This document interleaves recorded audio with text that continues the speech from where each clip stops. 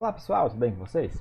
Bom, na aula de hoje a gente vai começar então um novo conteúdo, que é o conteúdo sobre deformações, tá? E depois a gente entra em propriedades mecânicas dos materiais. Mas inicialmente a gente vai estudar isso daqui então, ok? Deformações. E vamos ver o que, que tem de interessante para a gente estudar nisso aqui.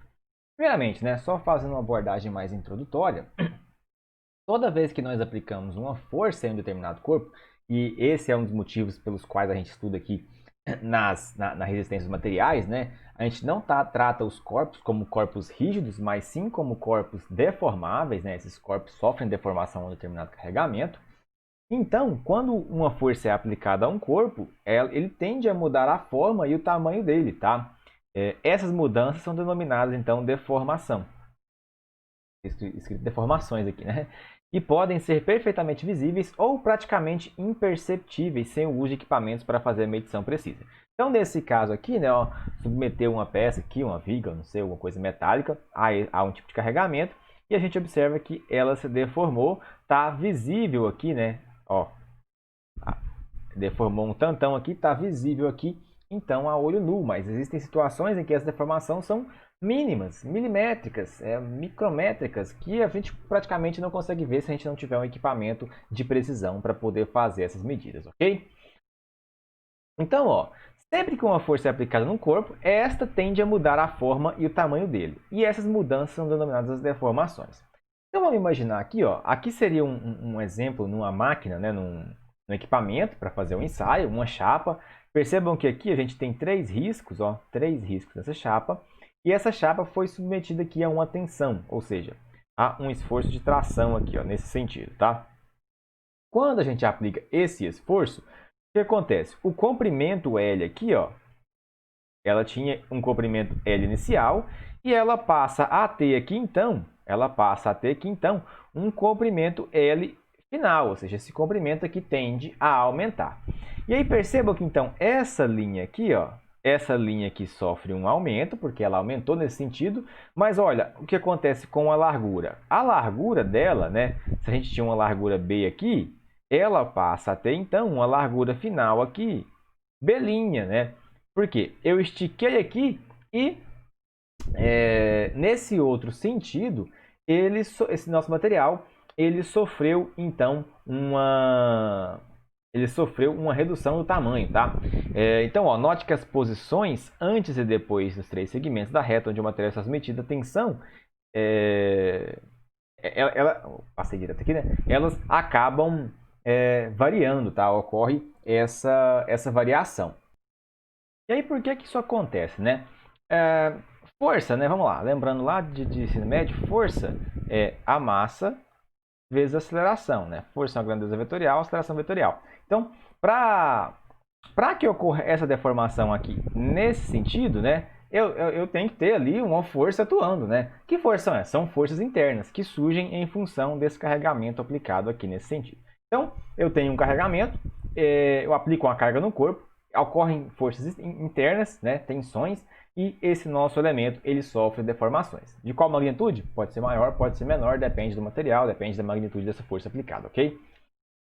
Com base nisso, a gente chega então no conceito, na definição aqui, ó, de deformação normal. A gente tinha tensão normal, a gente vai ter a deformação normal. Lembra lá o que era a tensão normal? A tensão normal era a força, né? Eu tinha um elemento, né? Eu tinha aqui um elemento e ele era aplicado aqui uma forcinha e a tensão era então a magnitude dessa força dividido por essa área desse elemento aqui de uma seção transversal aplicada, tá? Essa força atuava aqui no sentido aqui do meu elemento. Então, com base, se eu tenho uma força normal, eu tenho uma deformação normal também. Então, tomemos aqui como exemplo esse sólido, né? Eu tenho aqui um ponto A, um ponto B de um corpo, de um sólido, ok? Um corpo A e um corpo B. E eu tenho aqui, ó, que eles estão aqui a uma certa distância um do outro. Ele tem esse determinado comprimento aqui, que é ΔS, ok? Tem ΔS. E aqui eu estou aplicando a minha força normal aqui a esse plano em relação a esse eixo aqui. Então, eu estou aplicando uma carga. Quando eu aplico essa carga nesse eixo aqui, o meu material ele se deforma, tá? Vão acontecer tensões internas aqui que podem ocorrer deformações, tá? Então, o meu ponto A e o meu ponto B, eles se movem agora para um ponto A' e um ponto B', e essa distância, esse comprimento aqui, agora passa a ser ΔS', tá? Devido à atuação dessas cargas aí. Meio abstrato, né? Mas aqui seria o corpo sem deformação, aqui o corpo deformado. Com base nisso, a gente estabelece o conceito de deformação normal média, né? O quanto que esse meu corpo aumentou em função desse carregamento. E aí, essa deformação, que é representada por essa letrinha aqui, que é o epsilon, a deformação normal média, ela é dada, então, pelo meu comprimento final desse meu elemento, desse meu corpo, na direção analisada, então, ΔS', menos o comprimento inicial, dividido por ΔS, tá? Então, ele é o comprimento final, menos o comprimento inicial, dividido por ΔS. Eu posso estabelecer uma correlação aqui também, que se eu sei as propriedades do meu material, sei o quanto ele se deforma com a aplicação de determinada carga, eu posso fazer meio que o processo inverso. Eu posso achar o comprimento final dele, tá? O comprimento final dele, com base aqui, então, na deformação específica, a deformação normal média daquele material, que é o quê? 1 mais a deformação que ele tem, né? Que ele sofreu, vezes o comprimento inicial dele. Suponhamos que ele tem um comprimento inicial de 1 metro, sofreu uma deformação de 10 centímetros, né? Eu vou pegar de 10 centímetros, que daria 0,1 metros. Eu vou pegar 1 mais 0,1 vezes o comprimento inicial, eu tenho o comprimento final. Então, a gente pode estabelecer uma relação entre essas duas expressões aqui. Lembrando que é válido destacar aqui, ó, quanto às unidades, tá, que a gente está trabalhando. A deformação normal, ela é uma grandeza adimensional, pois representa a relação entre dois comprimentos. Então, a gente vai ver essa deformação sem unidade nenhuma, ou geralmente a gente vai ver algo desse sentido aqui, ó. Por exemplo, milímetros por milímetros, tá? A relação, quando a gente pega isso daqui, ó, milímetros menos milímetros dá milímetros, dividido por milímetros dá 1, tá? Então, seria uma deformação, vamos pensar que a deformação aqui é de 10 milímetros por milímetros. Significa, né, que a cada milímetro de comprimento desse meu material, ele está deformando 10 milímetros, né? Seria nesse sentido. Então, ela é uma unidade adimensional, ou metro por metro, né? Supondo que a cada metro eu deformo 0,1 metro, né? Cada metro eu deformo 0,1 metro. Então, se eu tenho um negócio de 2 metros de comprimento, ele vai deformar 0,2 metros, tá?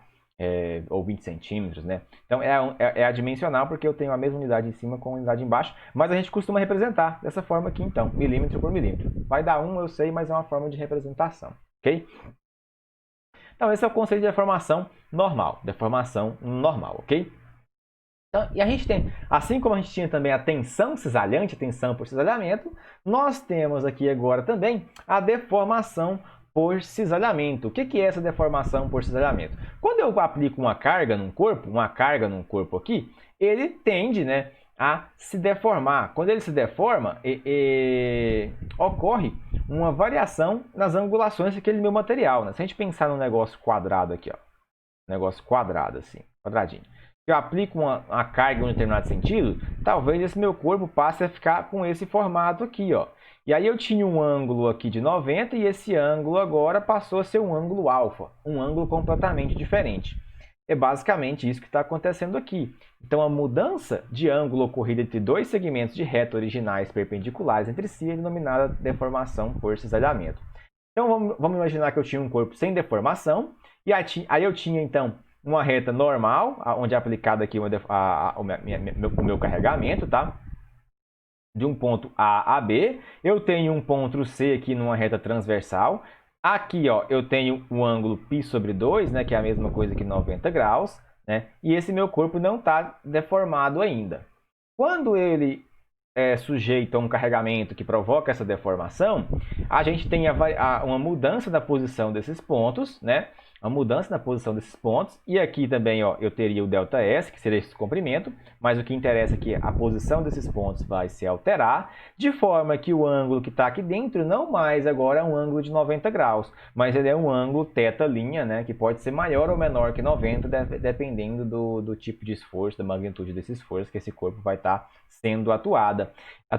E aí, a essa deformação, a gente chama ele então de deformação, né, por cisalhamento ou distorção angular, né? Então, olha só, como que é dada essa expressão aqui, ó, a deformação por cisalhamento, tá? Essa distorção, essa variação desse ângulo, é dado por 90, que seria o ângulo inicial, π sobre 2, menos o limite de θ. Por que essa deformação? Por que limite? Porque essa deformação ela é muito pequenininha, tá? Ela, normalmente, a maioria das vezes, ela se aproxima de zero, tá? Com B tendendo a A e C no eixo N, tá? Com B tendendo a A no eixo N aqui. Essa distância aqui sendo como uma distância muito pequenininho. E com C tendendo a A no eixo T, tá? Como se esses pontos aqui, ó, esses dois pontos aqui, eles estivessem muito, muito, muito próximos um do outro. E aí esse ângulo que vai formar aqui, ele é muito, muito, muito pequeno, tá? E aí a gente calcula isso. E se a gente chegar a um resultado onde o nosso ângulo aqui é menor do que 90, tá? O nosso ângulozinho aqui da trilha é menor que 90, significa que a deformação por cisalhamento ela vai ser positiva. Parece estranho, né? Ser menor que 90 positivo, mas é assim. E se for, então, maior que 90, a deformação por cisalhamento ela passa a ser, então, negativa, ok? Não se preocupe com isso agora, a gente vai fazer exercícios aplicando isso daí, tá? E aí, surgem, né? Se a gente parar para pensar, queria ter deixado isso aqui oculto por enquanto, mas vamos lá. Surgem na nossa estrutura, né? Se a gente pensar que isso aqui é um corpo, um sólido deformado, indeformado, partindo daquela mesma ideia que a gente tinha lá anteriormente, quando a gente estava estudando o que era tensão, a gente pegava um corpo, tirava um cubinho dele, um cubinho infinitesimal, muito pequeno, com dimensões que eu posso estabelecer que a dimensão, meu lado, delta z pode ser dz, delta x pode ser dx, porque é muito pequenininho, é infinitesimal, tá? E vão existir componentes cartesianos de deformação. É a mudança que ocorre no ângulo entre dois segmentos de reta que eram perpendiculares um ao outro e passam a não ser mais. Então aqui, ó, eu tenho o meu sólido, o meu corpo, dele a gente tira aquele nosso cubinho, tá? O nosso cubinho aqui, inicialmente, ele está indeformado, E aí nós temos aqui, ó, os nossos comprimentos infinitesimais, né? Aqui eu tenho o eixo z, então nesse sentido aqui, ó, eu tenho ΔZ. Aqui eu tenho o eixo x, né? Então eu tenho aqui o meu ΔX e aqui eu tenho o eixo y, eu tenho aqui o ΔY. Eles estão na configuração original dele. E os ângulos formados aqui entre os planos aqui, ó, esse plano aqui é esse plano aqui, né? O plano XY, ó, plano XY, né? Eu tenho π sobre 2, 90. Aqui, ó, eu tenho o plano, né, nesse ponto aqui, eu tenho o plano ZY, né? Ó, plano aqui, ó, esse plano aqui é o plano ZY, seria o plano formado aqui, né? Essa posição aqui. E o plano ZX, né? Seria esse outro aqui. Mas percebam que o meu elemento não tem deformações. Quando eu aplico cargas aqui nesse meu elemento, seja em qual sentido for, esse meu corpo ele pode se deformar. Quando ele se deforma, o que acontece? Os meus comprimentos nas três dimensões vão variar, né? Porque imagina aquela mesma hipótese lá que eu tenho um elemento delgado aqui, ó. Eu tenho um elemento nesse formato aqui e eu aplico uma carga nesse sentido. Quando ele estica, o que tende a acontecer com ele? Quando ele estica, tende a acontecer que ele vai se tornar um corpinho mais alongado aqui, ó, porém mais estreitinho, né? Mais estreitinho. Ele vai sofrer deformação tanto aqui no seu comprimento quanto aqui na sua largura, né? Nas suas larguras, tá? Então as deformações elas podem ocorrer nos três eixos, tá? Por isso que a gente traz esse nosso cubinho para cá e eu vou analisar esses planos. Então aqui, ó, no eixo Z, esse meu comprimento aqui, que era de um valor x, né? Aí ele passa a ser agora isso daqui, que é a deformação que aconteceu, a deformação média, né? Delta Z, epsilon-z, deformação que a gente viu anteriormente aqui, né? Ó, vamos voltar aqui, a deformação normal, calculado por essa expressão, e mais, mais isso, né? Vezes o comprimento original. Então, esse lado passa a ter um novo comprimento, o lado aqui de baixo passa a ter um novo comprimento nesse plano, e esse aqui passa a ter um novo comprimento. Assim como as distorções que acontecem, ou seja, as deformações aqui, ó, por cisalhamento que a gente viu anteriormente, elas também passam a ter valores diferentes, ó, aqui, ó, delta xy, né, gama xy, gama xz. XY por quê? Porque eu estou analisando aqui esse plano que é o XY.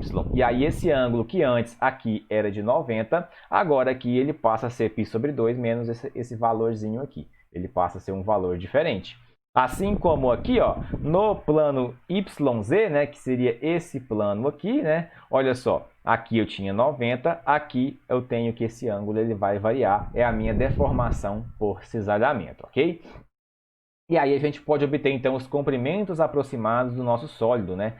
Do nosso novo sólido, que vai ser dado então na direção x, né? Por 1 mais deformação média em x vezes o comprimento inicial. Eu posso calcular essas direções y e z, assim como os ângulos aproximados, as deformações por cisalhamento, né? Que é dado então por essas expressões aqui. O que vai variar é isso daqui, que está relacionado a cada uma das dimensões, tá? Plano xy, yz e aqui ficou errado, né? XY. Na verdade, aqui ó, é XZ, tá? Eu conserto antes de mandar lá. Inclusive, estou tampando, né, a foto aqui. Deixa eu tirar eu aqui, ó. Aqui, ó. Eu acabei colocando aqui, ó, plano XY aqui e XY aqui, mas na verdade aqui, ó, é XZ, que seria esse pedaço aqui. Então, ó, aqui a gente tem XY, YZ e XZ, tá? Beleza? Beleza? Era isso então, na parte teórica aqui. Deixa eu voltar para cá, aparecer minha carinha aqui. Então, essa é a parte teórica, a abordagem teórica aqui de deformações, tá? Deformações. E aí a gente vai fazer alguns exercícios então, tá? Para poder aplicar esses conhecimentos. Valeu, forte abraço, até a próxima aula aí.